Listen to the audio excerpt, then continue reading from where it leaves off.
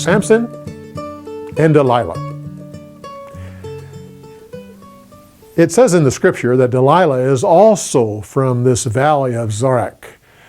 It doesn't say what city she's from, so it's assumed that she was a country girl or from a small village. You can kind of sympathize when suddenly all the lords of the Philistines come, 5 major lords, come and they offer her all this wealth. You can see that the temptation was great. Archaeologists have recently found some Philistine temples. Sure enough, they are built on these 2 major pillars. But they're not quite like what we think. We picture Samson grabbing a hold of both pillars and pulling them in. In actuality, they say that he would have to reach his hands out both directions and he could touch both of them. So instead of pulling in, he was actually probably rocking back and forth, hitting both sides. And he brought it down that way. Well, this last 20 years, Jephthah and his 3 judges after him are keeping peace in the north. Samson's here in the south. And Samuel is teaching, bringing about a revival. By the way, people say that Samson is the last judge. No, he really wasn't. He was the last judge mentioned in the book of Judges. Abdon, up in the north, is still alive after all of these events happened. So he really is the last judge. Then after him, Samuel became a judge. Samuel talks to the people and says, okay, now it's time to make a decision. For 20 years we've been talking about this. If you want to serve God, I will dedicate you to Him. You put away your idols and we will pull together. Now we have 2 events. What happened to Samson and what happened to Samuel?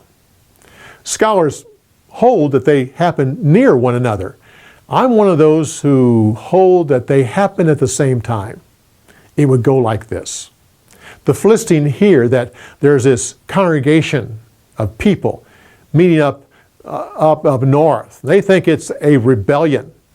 So they decide to send the army to just to take care of it. But they all don't go.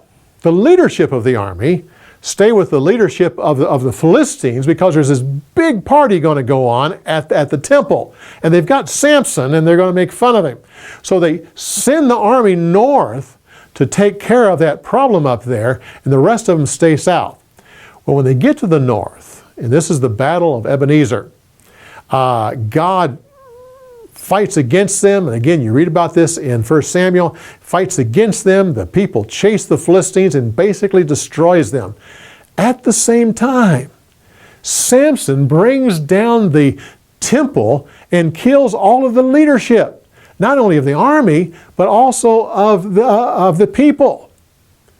So what you have the end of the Philistine rule over Israel.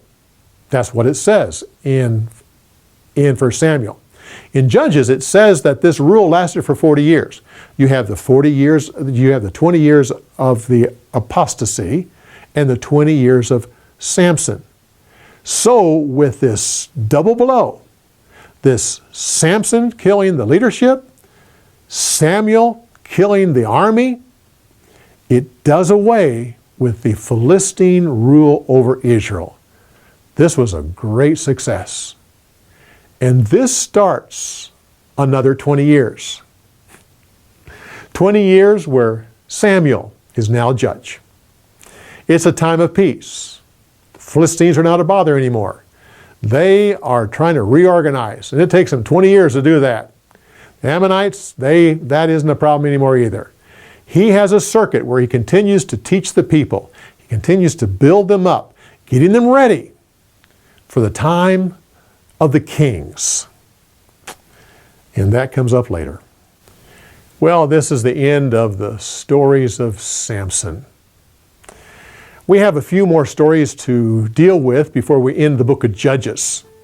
So come back. I'm going to give you more insights on the story.